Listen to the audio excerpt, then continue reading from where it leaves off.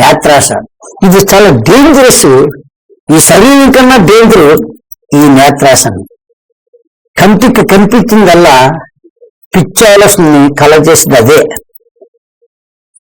కళ్ళుతో చూస్తాడు, మైండ్ని పాడు చేస్తాడు, శరీరం వాడుకుంటాడు.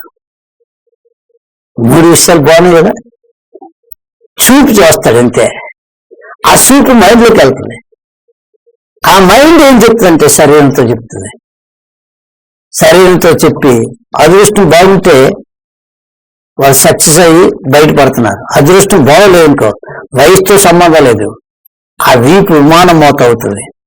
పిచ్చి పిచ్చి అసలు ఇస్తే నాకు తెలుసు. మొన్న రీసెంట్గా ఓ స్కూల్లో, ఆ స్కూల్ ఇచ్చాము చదువుతున్న 5th క్లాస్ చదువుతున్న అమ్మాయిని పాడు చేసాడు. పొరపాటును దొరికిపోయాడు. ఆ గ్రామస్తులు కొట్టిన దెబ్బలు అవి మామూలు కాదు. ఒక గురువు గారు తన ఇంటి దగ్గర ఉన్న పిల్లలంతా ఆ పిల్లలా భావించుకోవాలి.